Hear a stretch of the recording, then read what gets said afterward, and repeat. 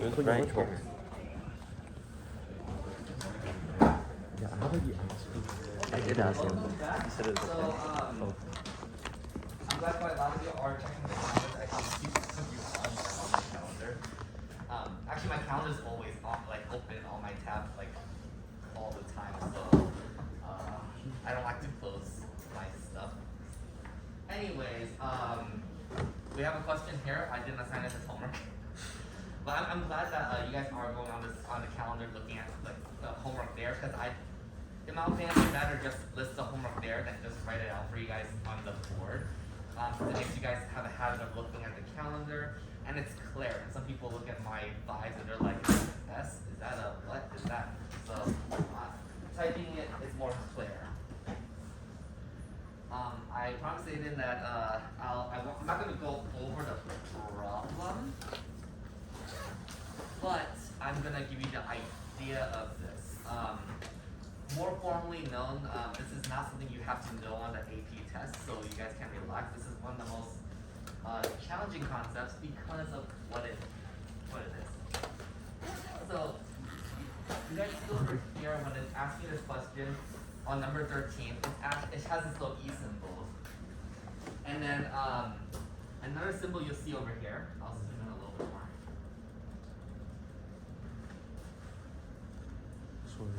I haven't taught this in like 5 years. This little symbol here, that little music-like symbol, that's called delta. This E symbol over here is called epsilon. So we're using actually Greek letters to define like these things. So what does this actually mean? Okay, so we have a graph. I'm gonna go over the most basic portions of this, what it is, okay? So you have a graph and you have a dot right here, okay? So if I want to analyze the limit around here, we're kind of like focusing on as x approaches whatever this constant c is, correct? And the idea is wherever these little beads are moving closer to, as long as they get close to it, we're going to count that as the limit and call that's our limit, right? Okay, so what is epsilon and delta? These are actually the things that move close to the limit. That's why these epsilon and deltas are typically very small. Now technically, in fact, this 0.5 is technically too big. It's not small enough. But they're using 0.5 just so that you can actually gauge it in your graph. So what does that 0.5 mean? Say the epsilons are usually within the y values for this side, and the deltas are usually assigned to the x values. So if I'm looking at the 0.5 away, then you would look at the epsilons around it, and these are like the epsilons that kind of zone in on the graph to pinpoint like the location. And so the deltas would have to react to those epsilons, and these are the deltas away from that. So when these values get smaller and smaller, they're getting closer and closer and closer to the C. And then by going closer and closer, you're gonna have that limit there. It's a way that we define it gets close to, but not actually equal to. If that makes sense. That's the gist of it. There are more formal proofs utilizing epsilon and delta, but even that's actually a math degree you guys will have to get into to learn that. You'll never learn it in college unless you're an actual math major. Make sense? The trauma I got from school. Okay, anyways. If there's no questions about that, I did flip a coin for your pop quiz. I'm not telling you the result right now. I'm just curious. Do you guys want me to reflip? No. You don't know the results. Nope. No reflip. Okay, if you guys don't want me to reflip, just shake your head. Nope. Like you're just gonna take whatever fate is provided for you. You wouldn't give us that option if it had landed on true. So, no, don't reflip. No. Okay, do I see the head shakes? Don't reflip. Is that so? Don't reflip. Ooh, that's unfortunate. Pop quiz. Bro, I said reflip. Wow. Y'all are... What?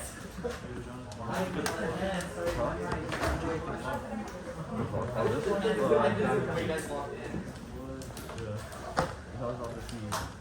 Actually, he's gonna give it to me. Hey, question has been answered almost, so we have to talk with it. Yeah. Also, we're using that pencil.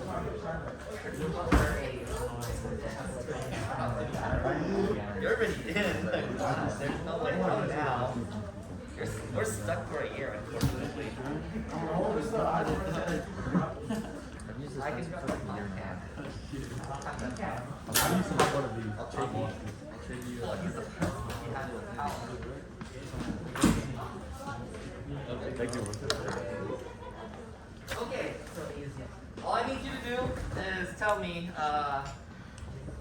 number one. Here, you're gonna have to try to figure it out. This is a good way for me to check to see if you guys remember whatever it is.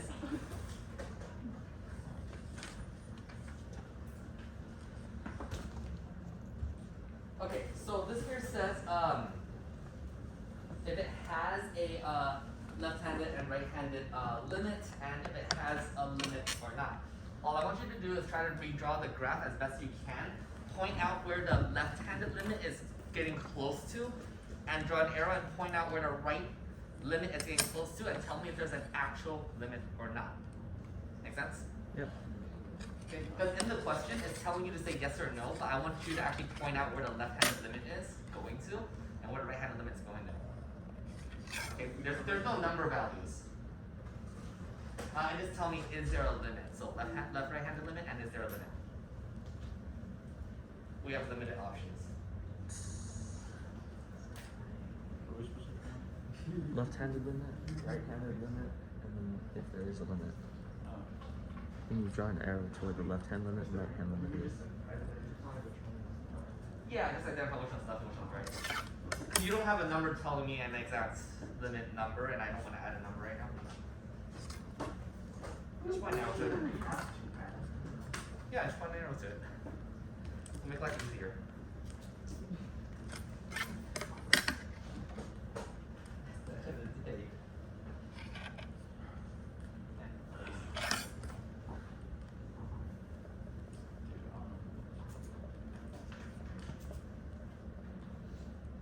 I just popped it out with my teeth. I wasn't gonna do it for your pencil.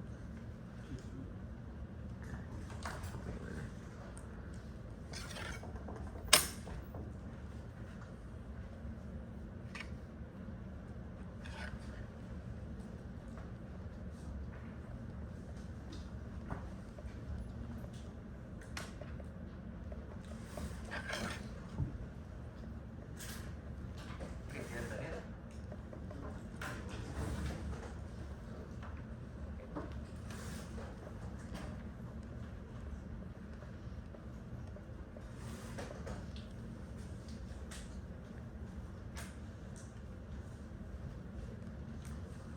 What was the last part of the question? Is there a limit? That's a yes or no question. Do we have to explain why there's no limit? No. Okay. Wait, so letter C is not. Letter C, you don't have to.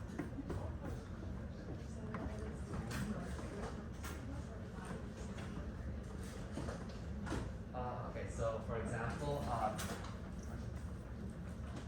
if I have a graph,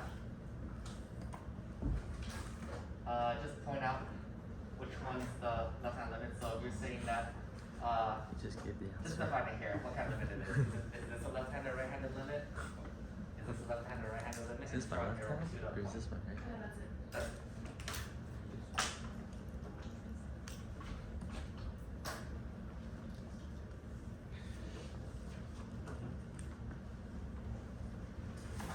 Oh, it's not that bad. At all.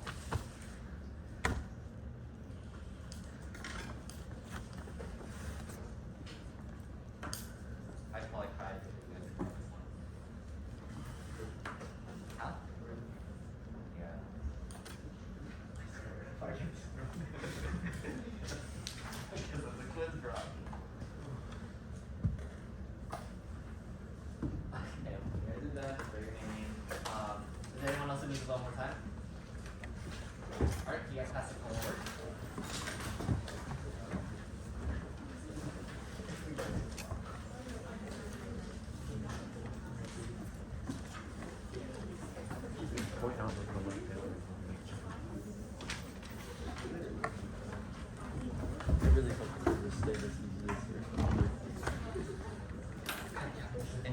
first quizzes for now. I know, that's what Enjoy them.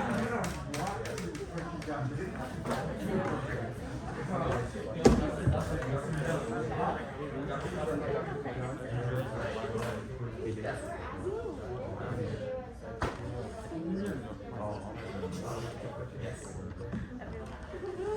At least show some evidence of that in some way, shape, or form. You want this? In some way, shape, or form. Also that to you. Okay, I think. Wait, for the most part, the only question I have to ask and verify is there a limit in that problem? There's no limit, so that's really what you needed to know. Okay, I hope nobody chose the function definition as a limit, so I don't be very sad at that moment. But anyways, that is intriguing though, right? Like when you have a graph that breaks apart, you guys see that like when you guys have the limit getting there, it can't choose which one, right? So because it can't choose, like it really doesn't have a limit. So discontinuous usually breaks it off. Okay, the next one. Today we're going to talk about limit evaluations, meaning we're going to actually compute the limits, okay, and actually calculate what they actually are without the need of using a table to eyeball, or using a graph. So we're going to do that through a series of calculations and like trial runs and stuff like that for our work here. So a lot of today will be algebra.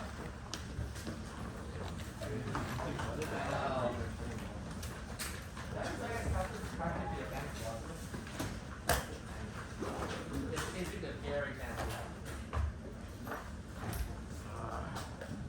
So you're gonna see me dueling algebra, playing around with algebra ideas alongside calculus.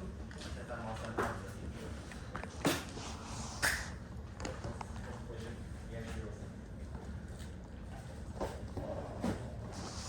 Okay, so in terms of these calculations, typically in math, like we always want to like see, okay, what do these things look like in a graph visually?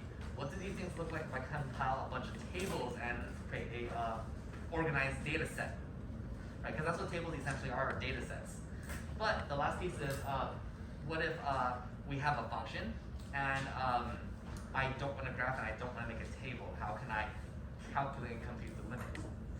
There's a way to compute practically any limit or any function for any limit in mathematics. That's one of the goals are. You will learn majority of them, but you won't learn every single situation. Some situations are probably not that fun. So let's take this for example. Okay.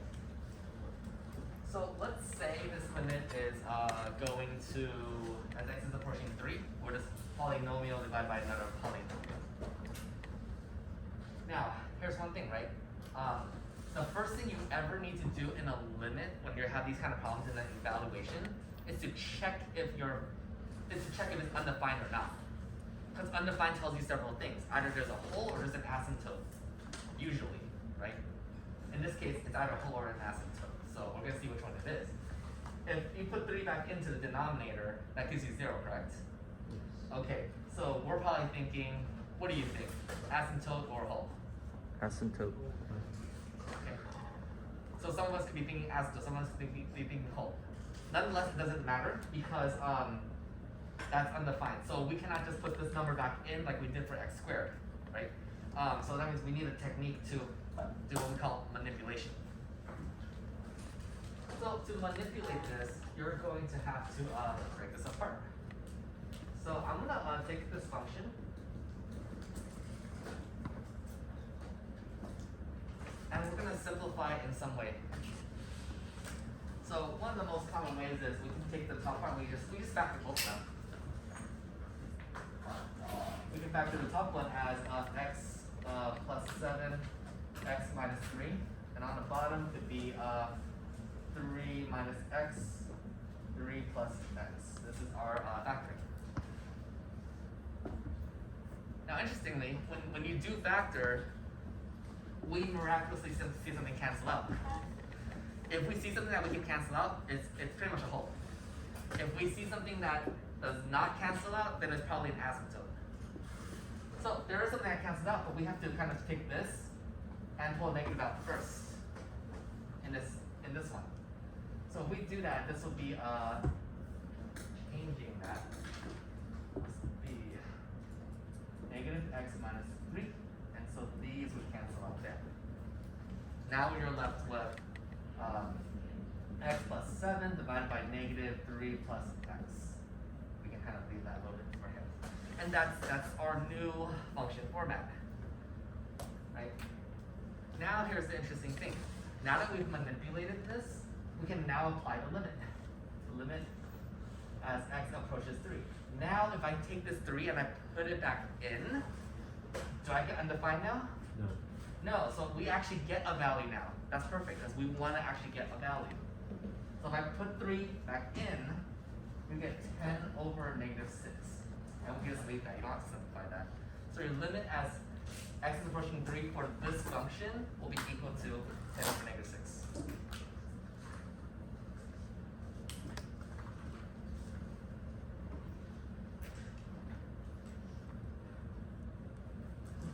So graphically, what does this look like? Graph this.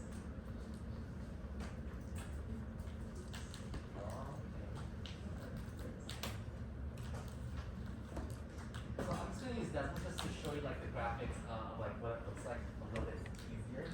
So we have x squared.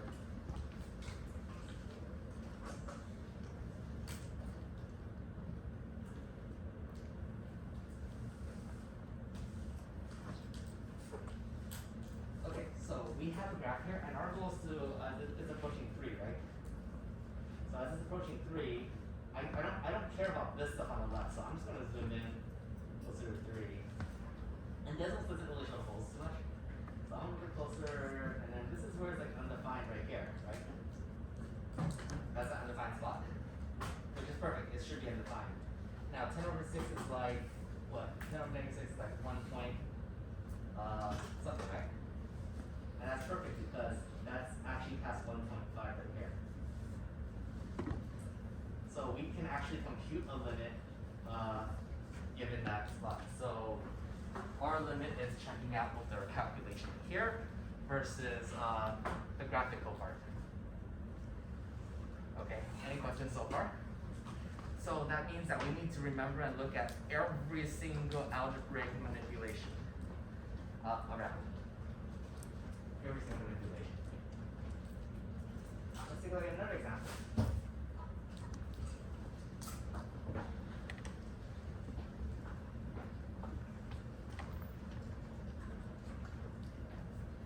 Now, immediately when you look at this, sorry that when I do zoom in and make it bigger, it does get a little scattered a little bit more due to the fact that it's kind of busy there. Okay, so when we look at this one right here, there's like some things that we have to do and take care of with this one. Okay, so there's going to be something that we're going to have to multiply to satisfy this.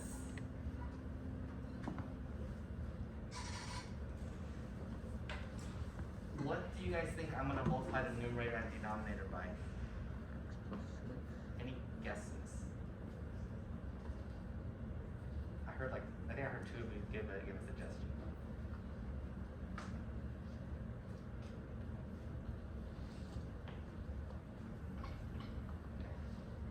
Now the reason why I'm asking for manipulation first is because if you take negative a and put it back in, it's undefined. So that means that we have to use some kind of manipulation.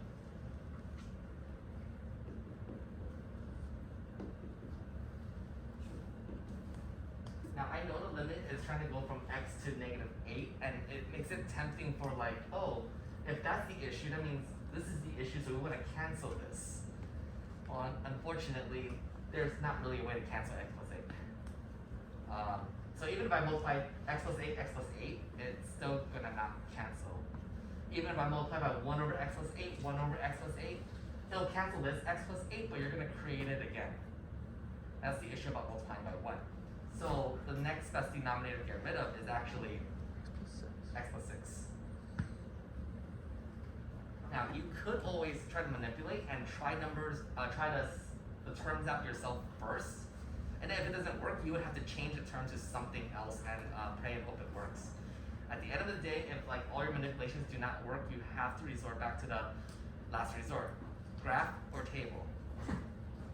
Because sometimes when you're doing the manipulations, it tends to get like really painful to a way that like, okay, I need a surefire way to do this.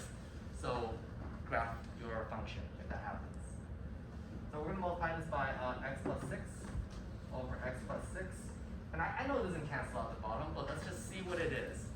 If it does not eliminate, then we have a problem. Which is not a big one, right? Asymptote, it's will probably be an asymptote. So these x plus 6 is canceled here, so you're gonna be left with x minus 4, x plus 6, divided by x plus 8, x plus 6.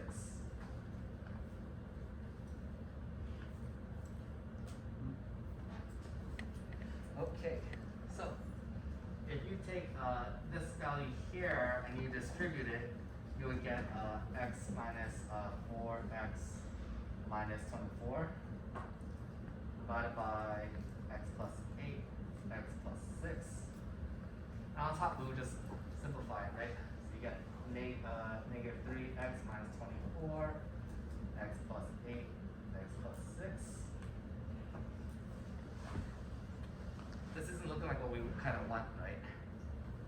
But there's still more simplification we can do. You can factor out negative 3 here. That gives us negative 3. There we go. There is our cancel. Okay, if every technique you tried to cancel does not work, it is most likely an asymptote. Yes? Wait, I'm confused. Why is it the 4x thing x squared minus 4x? Because only the 4 is multiplied by the x plus 6. The x minus isn't multiplied by. Oh, you mean like for this one right here? Yeah. So when we distribute this, we're only distributing a negative 4 back in. Okay. Just to clarify. Yeah, if I'm going fast anywhere, pause me at any step of the way. Okay, now this is nice, right? Because the x plus 8's cancel. That's exactly what we want. Again, if it doesn't, that just means you just have to resort to something else. Alright, so we're left with negative 3 over x plus 6. Now, when I have my limit, as x approaches negative 8, guess what we're going to do? Just going to substitute negative 8 back in. So if you put negative 8 back in, what do you get? You'll get what? Negative 3 half? 2. Yeah, 3 halves. 3 half? So you should get 3 half. So this that will be what your limit is going to be equal to.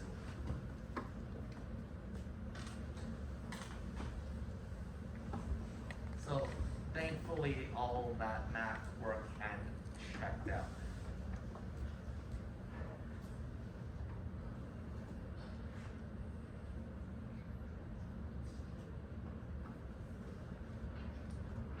Any questions? Yes. Now, what if it is a horizontal asymptote? Isn't it no limit? It does not exist? If it is a horizontal asymptote, actually, well, that's not possible. Okay.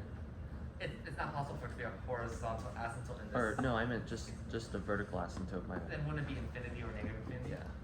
So all vertical asymptotes are typically going up all the way or down all the way. So either one or the other. If that's the case, DNE is the safest bet.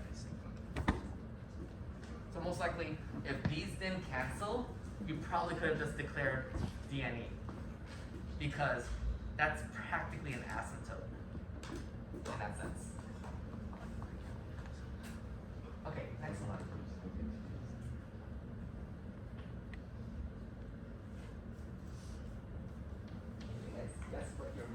simply going to do here. Square the whole thing?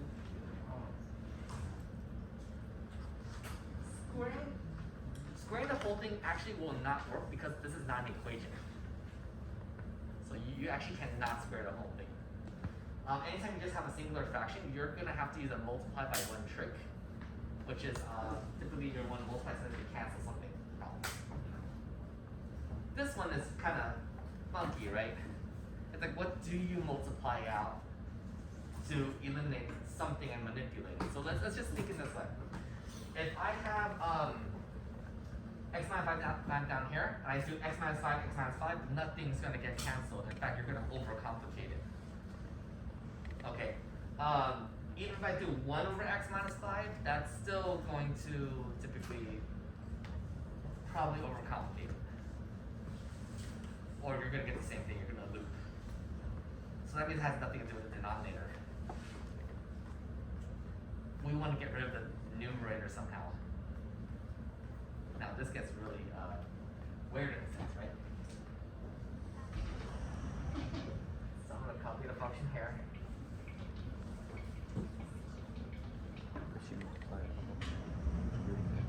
Okay, so.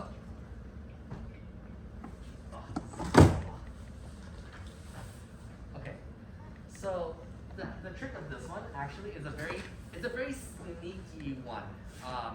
You actually multiply by the conjugate. Does anyone remember what a conjugate is? Okay, this is a good refresher. You basically take the choice of your term and you multiply it by its opposite. Oops, wrong thing down there.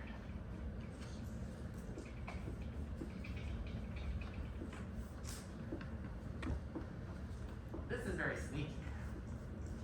The reason why this is sneaky is because the issue wasn't really the denominator entirely, or the only thing you can manipulate is actually the square root.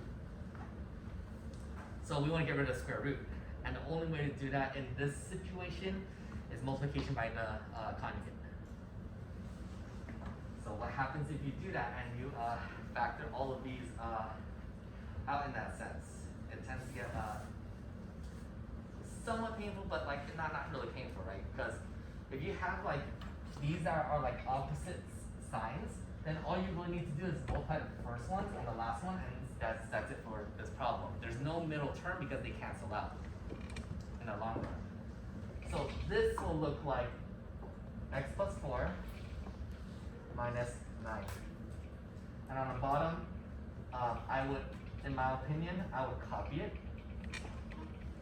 And I would not even bother. I would not bother simplifying it yet. Do not take this x minus 1. Don't multiply things back in, because you want to wait to see if can you cancel something. If you simplify it too much too fast, and you break things apart, you might not really be able to find what to eliminate. So this over here, 4 minus 9. Isn't that perfect? You can get rid of the x minus 5, the numerator. This whole thing here is the same as x minus 5.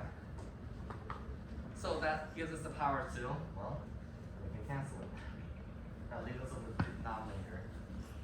So you have 1 over x plus 4 plus 3. Now to double check, what is our limit going to? Our limit is going to 5. So the limit as x approaches 5 of this function now. So we can just go ahead and take the 5 and do a direct substitution. Because remember, our limits are getting close to that point, and to get that close point is by evaluating it. Okay, please don't mistake this for like we are actually finding the specific function at the dot, because it is technically a hole here. So the function is not defined at this, wherever this limit is. Okay, so we take the 5, put back in. That's not bad, right? That's just 3, Yeah. and that's just 1/6.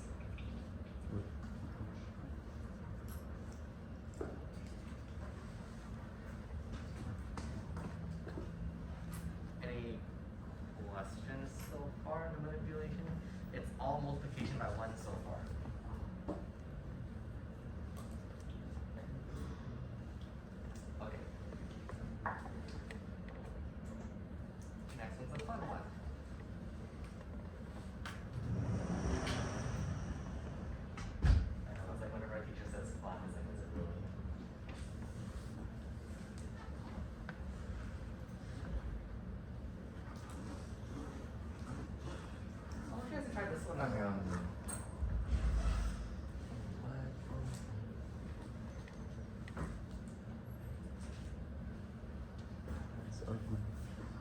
keep the yeah, it is something. Keep the x's as a variable and the h's as another variable. So if x and the h were any number, you would have done the same kind of math. I hate working with two variables. This one's just working with all variables. That's all.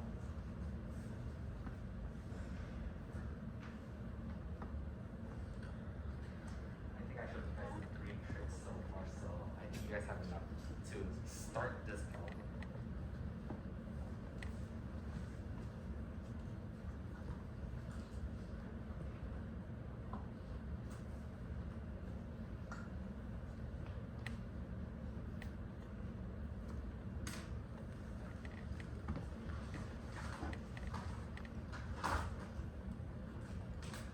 Be fair to chat with your partners and check in for like what they're doing, what you're figuring out, or work together. Your choice.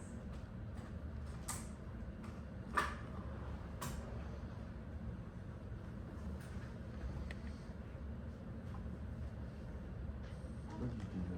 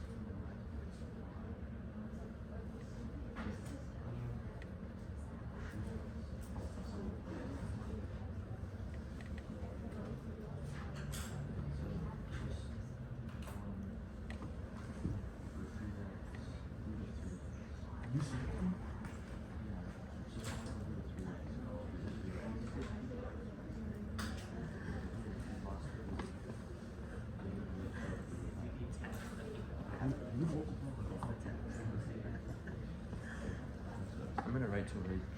I'm gonna wait to write down my note.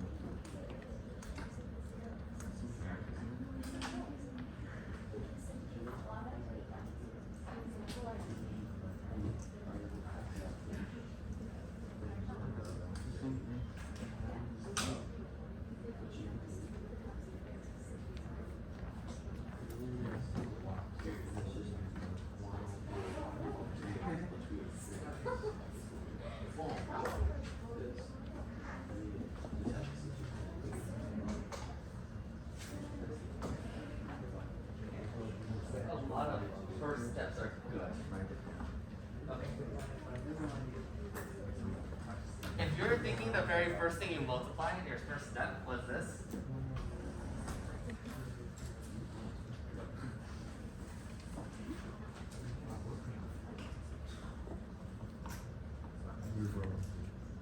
Okay, if you think this one was your choice, you're correct. Oh. Okay? If it was not correct, I wouldn't have written it. You guys should know I'm kind of lazy.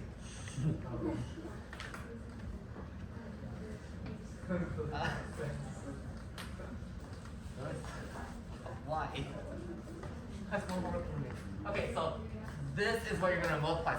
So then, if you did that, then the issue would be like, okay, am I multiplying it correctly or not? Is the very next thing, right?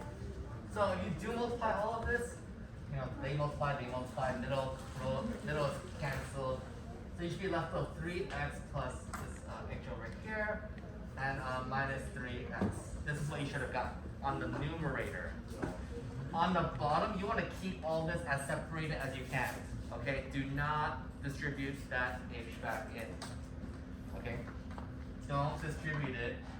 Well, not yet at least. You kind of want to wait as long as you can before distributing it.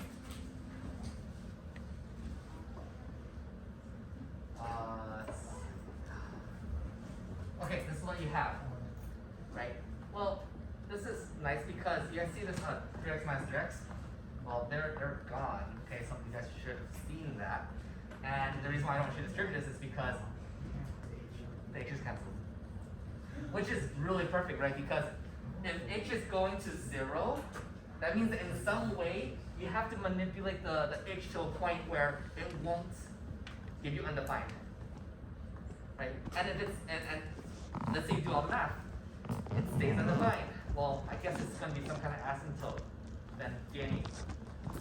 Okay? So, cancel, cancel. You're left with this monstrosity. Is equal to 1 over square root of 3x plus x plus square root of 3x. But this isn't bad at all because it's a limit as h is approaching 0. Which means that this h over here is fine. That means my final answer is 1 over square root of 3x plus square root of 3x. Technically, you could leave this as your answer. If you chose to simplify, then just making sure that your simplifications are correct, this should be your final answer. Okay? I know some of you took the next final step to go here. I know some of you stopped over here. As long as you stop on this step or this step, this is fine because we evaluated the limit. If you stopped here, that would not be okay because you didn't evaluate the limit yet because there's still an h in here. Okay? Because if the limit is as h is approaching 0, that means that this letter here needs to be gone completely by the end of the limit. Once that's evaluated, this one or this one, you'll still get full credit. Okay. That? Still stuck?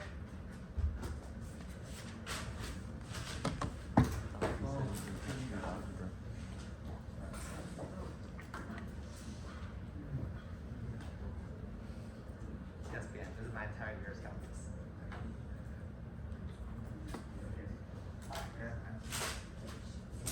Not really. They're just like side notes on things that I call it.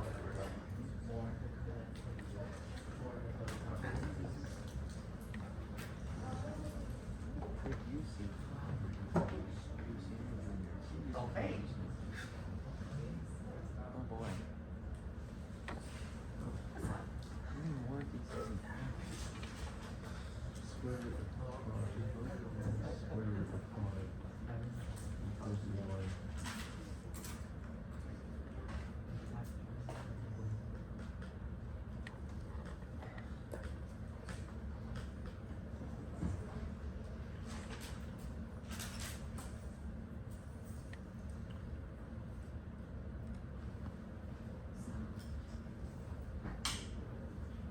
We'll talk about variable multiplications after. So yes, we're going to run through a lot of examples today, and I forgot.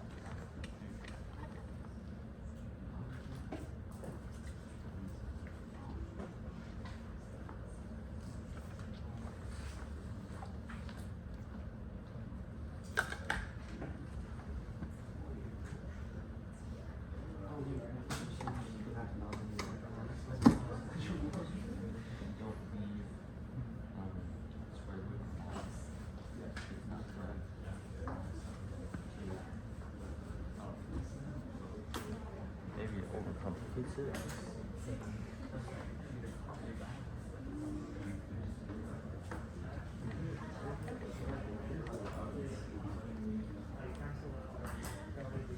You should really be writing in pencil.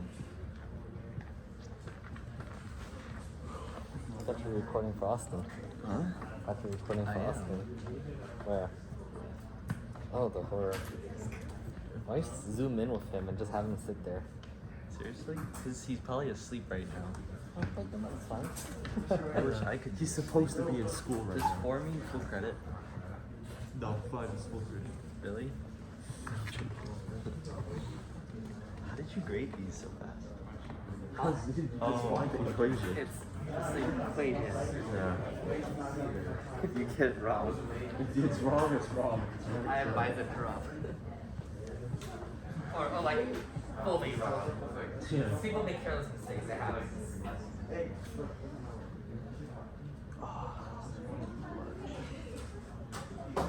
Are you sure you don't want point by the time?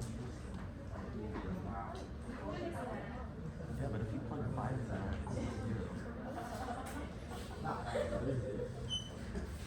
Wait, that's not whole.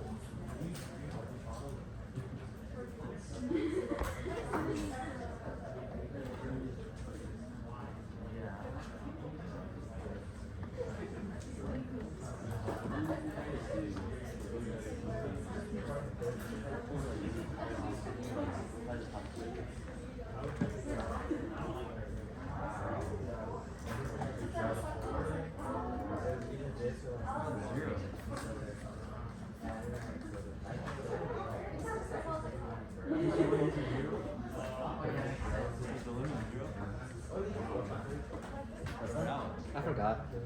wow.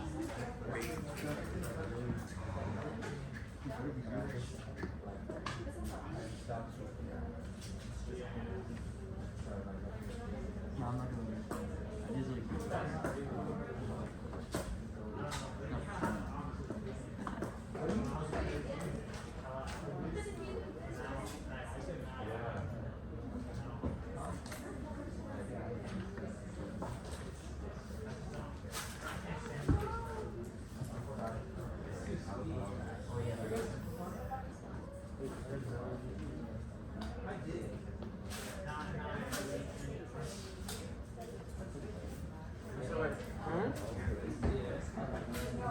Yes.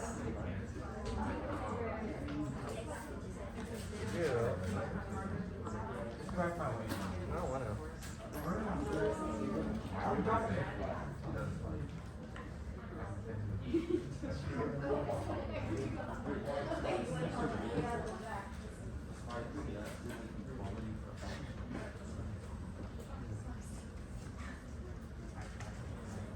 Wait.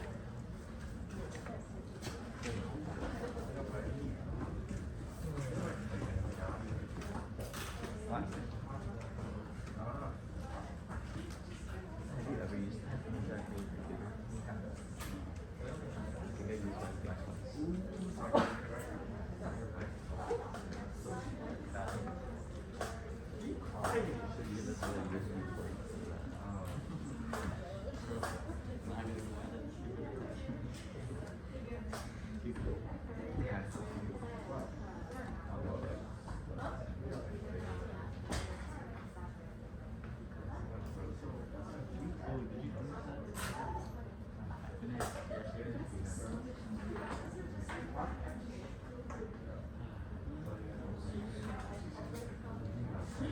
Okay, so your answer should have been 20 square root of 5.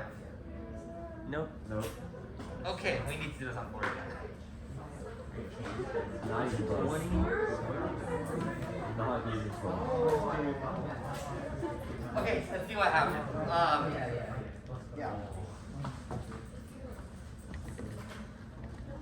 Okay, so this one here, most likely, which one am I gonna take the conjugate of, the numerator or denominator?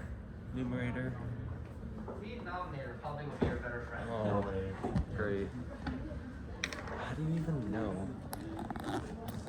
It's just.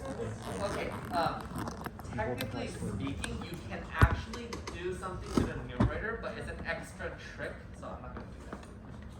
Why? Rhetorically. Why? More work. It's such like a method. It's not AP topic. Okay, so we want to multiply this by square root of x plus square root of 5. Alright, so when you do that, you're gonna get this funky thing of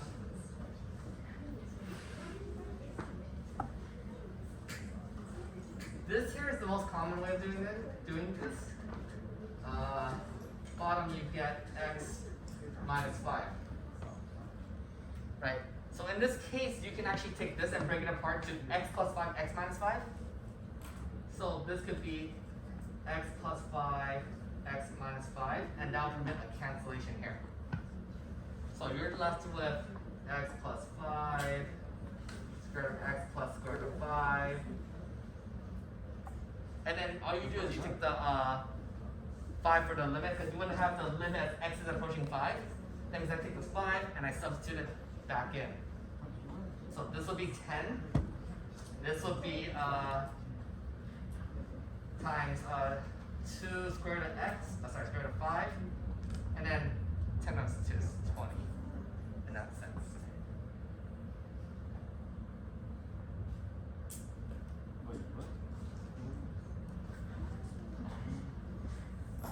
Do you guys need me to back up a little bit for some of the stuff?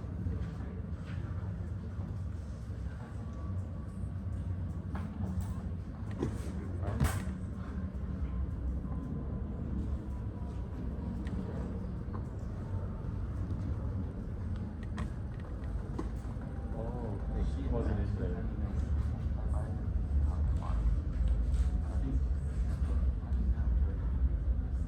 Okay. That's good there. Now, when we talk about limits, Which one did the other thing multiply is the that, of conjugate course, of we can the always top talk and about bottom? the trigonometry. You really don't. You just get. And the unit circle. This is It's where like music to my ears. Wow. I want to go to lunch. Say, out of the whole summer and the school year, I do miss this sound. Oh, I'm tired. Yeah, no, it's pi over 2. Okay, I hope you guys know what the numerator is exactly and that you guys are not multiplying by a conjugate. Yes. It's cosine x squared. Okay? You do not multiply a conjugate because even if you do multiply by a conjugate, you're just going to get a different trig. Yeah, it's just really tricky. Wow.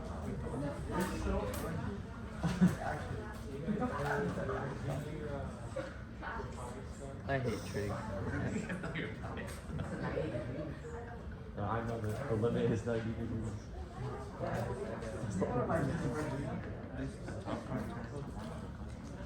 No. I'm pretty sure it just turns Yeah.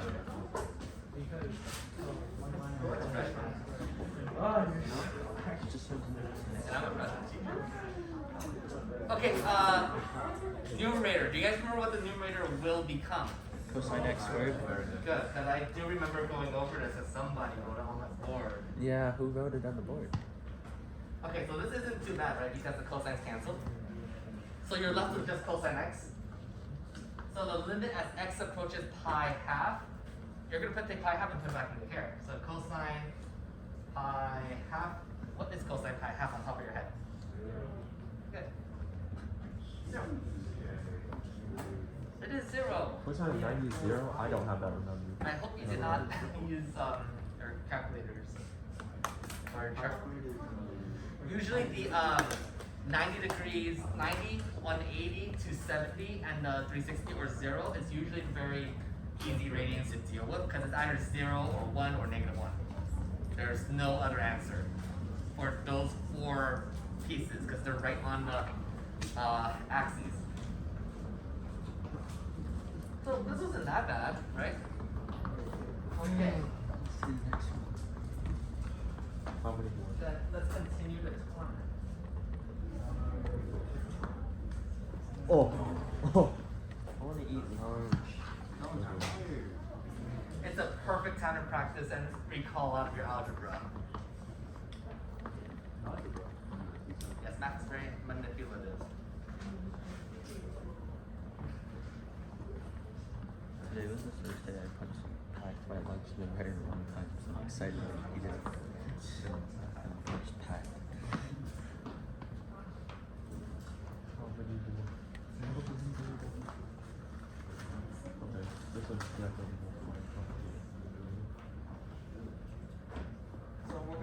did it. So basically, once we finish this one here, We'll actually do it. I'm actually gonna say the answer after in a few minutes. If some people do not get the answer, then like I should go over this, okay? If everyone's got the answer that I'm looking for, then there's no need for me to go over it because you guys have it in front of you. So.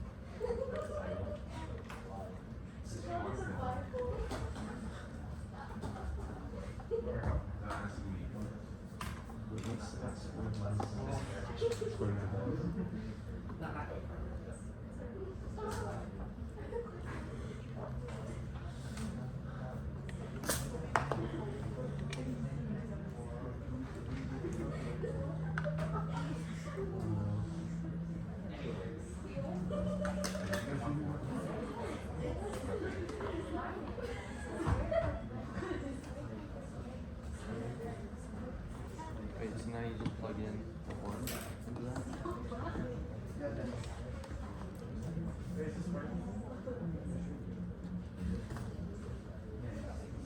Did you take AP in any competition? You didn't? I'm surprised. How? It's so easy. Bro, you were a joke. I mean, English is not easy. with Miss, Yo, not with your teacher last year. You but- had fucking team wins it last year, so you don't have a say in whether or not English is easy. What is this? Yeah, Hard. English 2CP was hella easy. Yeah, because you had deal. No, I had the Family Guy dude. Well, I can, I was just making sure. The algebra is right. It's the manipulation is right.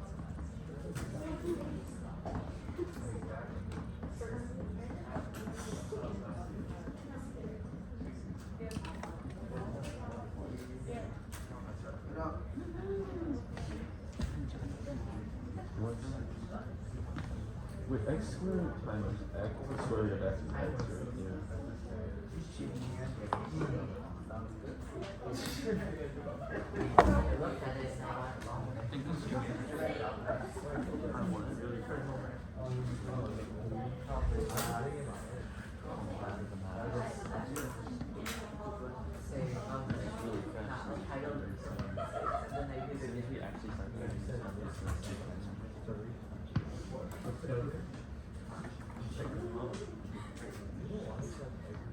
Okay, what'd you guys get?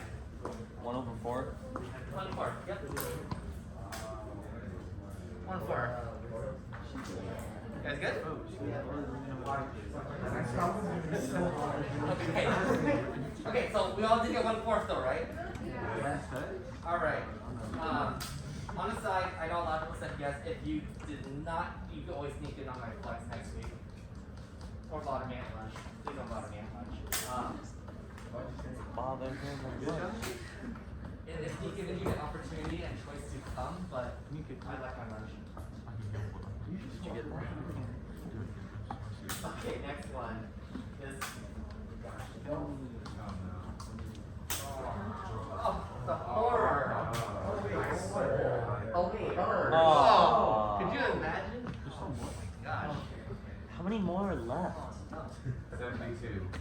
1, 2, 3, 4. Are they all trigonometry? No. That sounds like a yes. No. He's not denying it.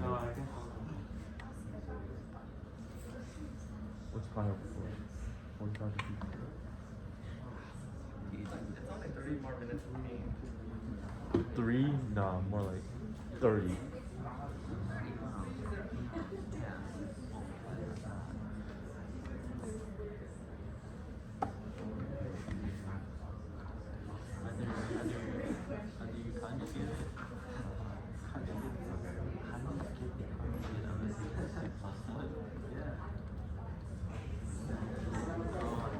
Mr. Wei, why don't you just do the example right now?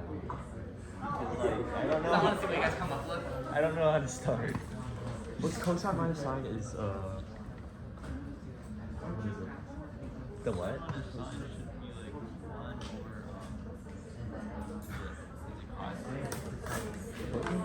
Oh, I don't remember that. I don't. Our professor remembers. Okay, the very first pause and the struggle is like figuring out a few things, right?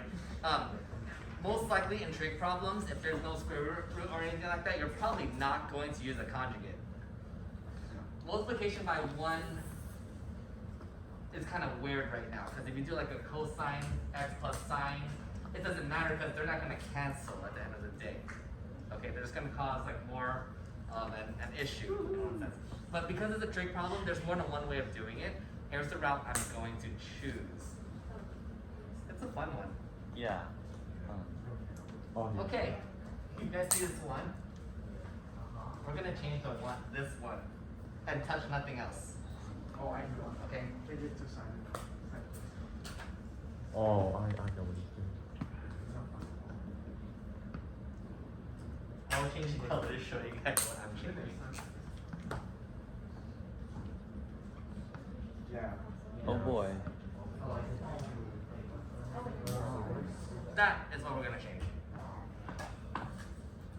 In purple. I'm scared for the homework.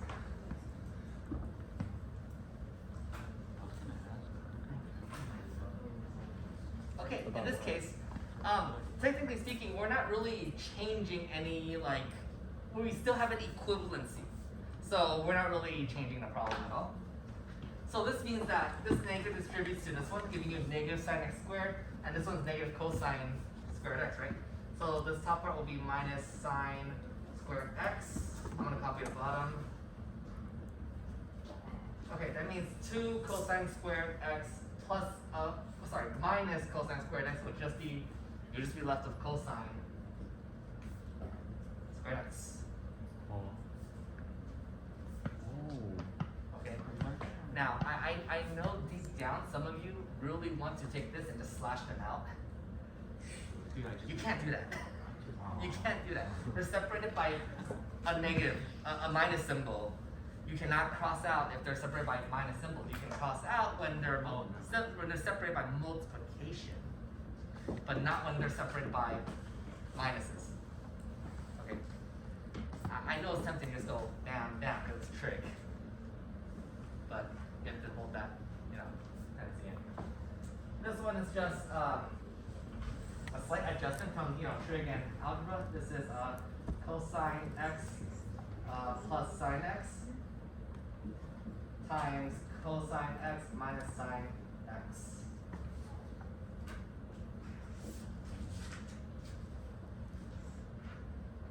So I'm just basically using a difference of squares. Because if I was to take this and multiply back in, this was practically multiplied by the conjugate, right? Except for we're getting that spat out instead. Do you guys see what we have to cancel now? Yes. Okay, we're free. Yay. How many more? Cosine x plus sine x. So now we take the pi half and put the pi half back in. So pi fourth. Cosine pi fourth is a 45-degree angle, which means both of these are exactly the same. Because you have a 45, 90 triangle. But then remember what cosine pi fourth is? What's that?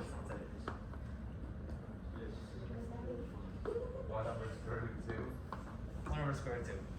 How do you remember that? So we can turn this into 1 over square root of 2 plus 1 over square root of 2. That gives us 2 over square root of 2.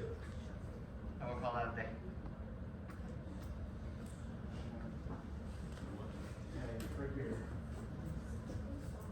In pre-calc, did the chat ever make you guys take this radical and turn it into like not having radical in the denominator? Our Yeah. professor did that a bunch, yeah. Okay, in calculus, hold that urgency to do that. Do not do that at all. Sometimes if you radicalize the denominator too fast, you're actually going to complicate a problem in calculus. So you want to hold off on doing that as much as you can. I know over the years you guys have learned how to do that, and this is where the urgent calculus is like, actually, hold that, don't do that. Okay. Technically speaking and mathematically speaking, this is actually a really nice number. It's just actually, do you guys know why you guys had to learn how to turn, get rid of the radical on the bottom? Because isn't that not correct? Actually, no. There's actually a history behind this. It's obsolete to do it now, but back in the past, it was a necessity. Back in the past, there was certain issues with square roots, and having the square roots on the bottom becomes somewhat of an issue. Okay. They didn't really have like calculators that we have in our day and age today. So they had issues calculating square root of 2, square root of 3, square root of 5, square root of 7. All these radicals they had issues calculating. But what people in the past had to do was they had to memorize square root of 2, square root of 3, square root of 5, all the square roots up to a certain number. And they had to memorize that or look at a chart. So some mathematician did actually calculate every single radical. It was possible. So they gave out a chart, and calculators could not calculate this yet. So imagine doing all this by hand. Okay, now it's handy. So the issue is that when you turn this into like a radical, this is what radical 2 over 2, and this 2 cancels out. So if they look at a chart, they're done. They would get the actual number, 1.41 something, right? If this actually had a number, say this was 1/2 square root of 2, then they'll take that 1.14 whatever and just divide it by 2 from their chart. So nowadays you don't have to do that because you have calculators that bypass that. But the other time that you will utilize the radicals is when you are writing some kind of algebraic manipulation, and that's where it came from in the past. Okay, so it is obsolete now, but in calculus, try to leave this as your answer for as long as you're in the calculus course. Some problems will actually get complicated when you try to radicalize it. You're actually going to make the problem harder for yourself. Okay, so just some things I'll be talking about, like in calculus versus pre-calc, that I'm going to try to undo, but that's like undoing 4 years of math. So we're going to see how that works out. If you do radicalize, nothing will happen to you. You'll still get the appropriate points assigned to you. I'm not talking if you do it. Okay.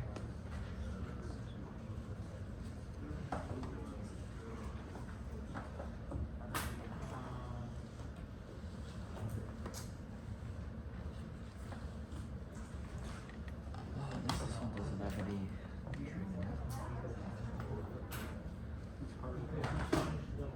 It is? What's so hard about it? Can't you just factor and then cancel? Wait, can't you do this? Can't you just factor the top?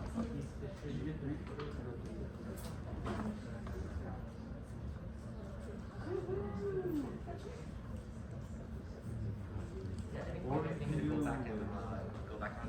I tend to skip steps in calculus.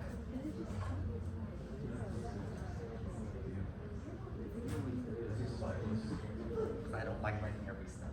Oh, there's 2. Which means that technically on a test you are allowed to skip steps. Just your logic should go from one to the other, like logically. So technically if you jump from here to here, I actually wouldn't mind. Because you could technically do this ahead. That's okay. There are certain declarations I'll teach you guys what you need to have, what you don't need to have. I just got 2. Wait, what? I don't know. Yeah. I don't know how you No, what we did is we Okay, out of curiosity, did anyone try to multiply by like a conjugate or something? No. Good, please don't multiply by a conjugate. Very interestingly, this is why I said like always in the limit, always take your value and put it back in first. Is it undefined? Oh. No. So you just do a direct substitution, you're done.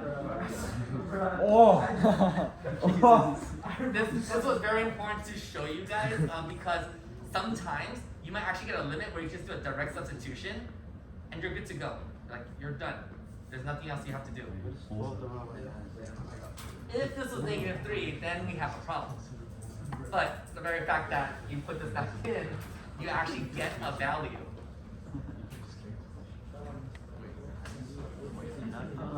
He tried to cancel. Yeah. Why did you? Because Don't you have to back this out and then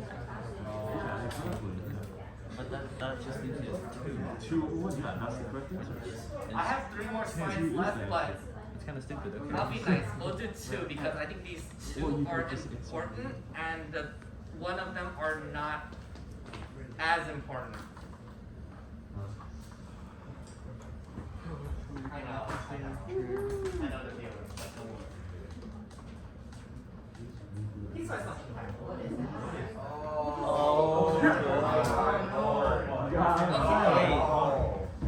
We haven't looked at enough functions yet. We still have piecewise functions to talk about. Yay! Oh, yes. Wait, isn't it just 0? No, it is not 0. But x cannot equal 6. We're doing limits. Limits have nothing to do with function evaluations. Why can't it just be easy? Why can't it just be 0? Just the way I'm tired. Nothing is ever I'm tired. easy in life. Me too. Why can x be 6 and not be 6? Because it's limits, bro. Okay, so Is it I'm like sure you guys are looking at this. 5.9999999? And you guys are like, wait a second, the function is defined as 0. Well, unfortunately for you guys, that's gonna be a dot. An absolute value is pretty much 2 lines pointing like 2 other ways Oh, of a dot. So that means that this is gonna be a little funky. Oh boy. Now, one way of doing this is that like you could technically graph this and then like, okay, look at it that way and then see if there is a limit or not. Alright? But in regards to this one here, for example, if you look at the top one, you have square root of x minus 6, absolute value, sorry, why did I say square root? I meant absolute value. You have this thing, right? I'm gonna manipulate this a little bit and just to change it around into x plus 6, x minus 6. And here's the thing about absolute values, right? Absolute values are basically, they basically tell you, basically, that a value cannot be negative at the end result. So if it's negative, it becomes positive. Okay? That's just to set like how far something is, right? So if you had like a number line, if you had like some kind of like a number line, 0, 1, 2, -1, -2. Absolute value is just saying that, okay, how far is it from the 0 actually? How far is it from the 0?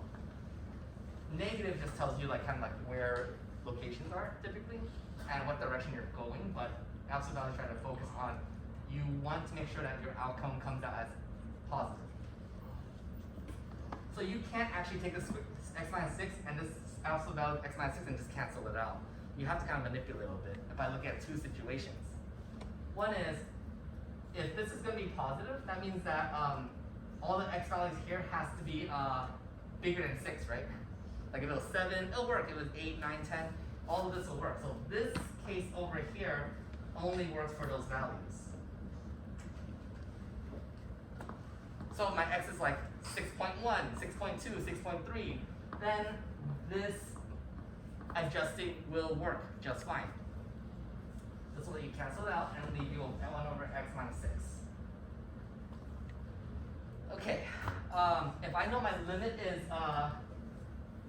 approaching 6 in this case, yes, it is plus. That's what I wrote. So you get 1 over 12. I'll put the 6 back in.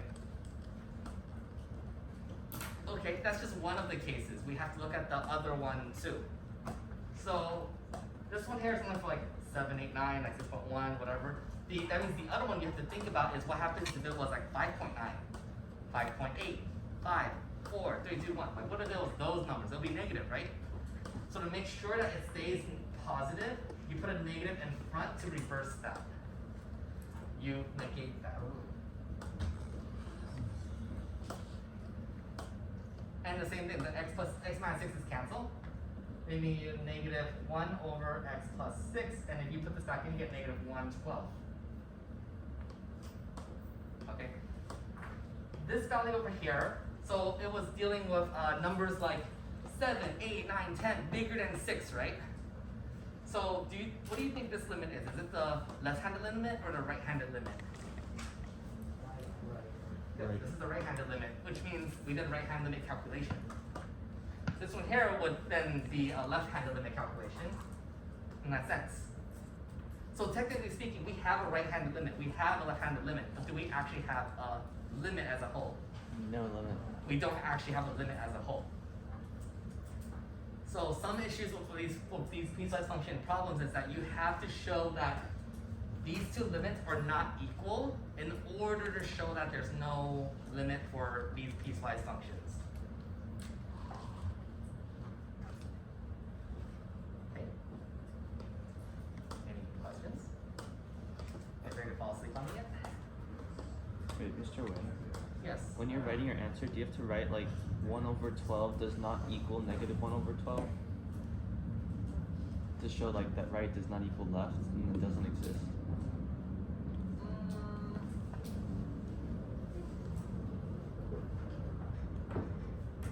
What do you mean by that? I'm trying to think if I should go like formal or not formal.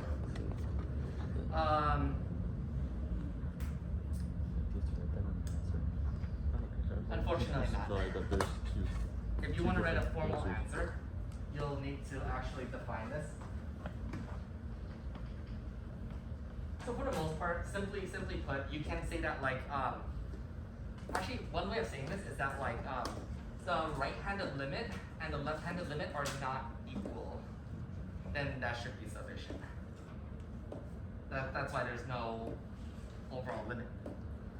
That should be sufficient. The other way of doing it is to write the full notation and write that like, for example, like the left-handed limit and the right-handed limit are not equal. As another way of doing it. Of course, you wouldn't write L and R. Instead of L, you would actually put limit as x approaches 6 from the right, limit as x approaches 6 from the left. And you would just say that like, oh, these two are not equal. Oh, simply. That would be a more formal way of doing that. How do they want it on the AP exam? Huh? How do they want it on the AP exam? My bet is that they will not ask you this kind of question on a free response. They'll ask you this on like a multiple choice. Okay. Probably. I'm like 90% sure. Because some years they sneak in problems that are like out of the blue. Like out of the blue surprising. Like nobody could see this coming.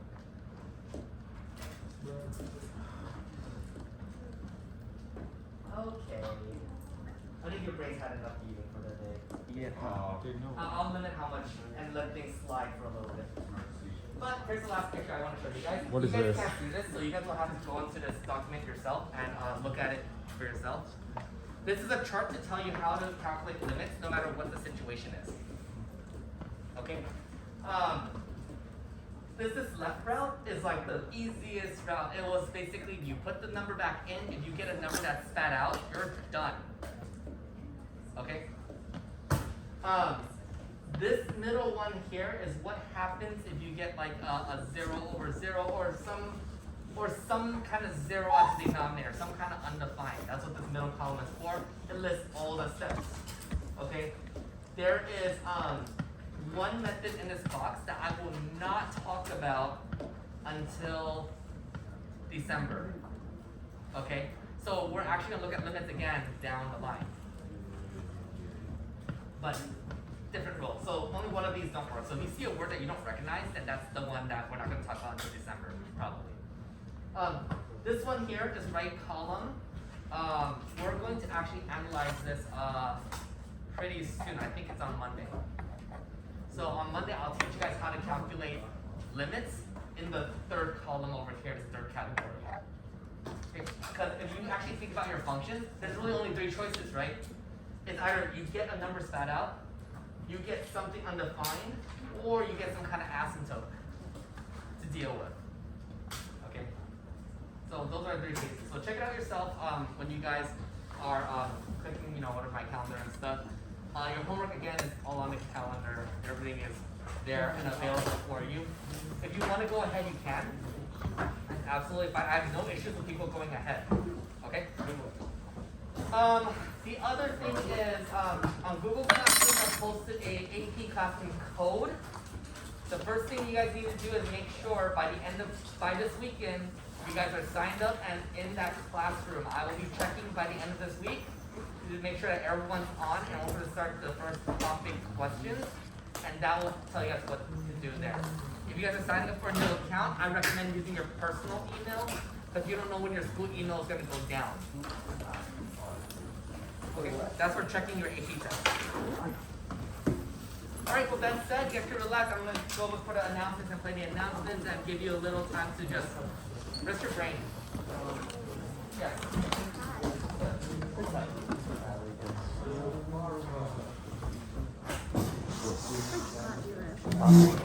Austin gets an hour and 18 minutes of fun.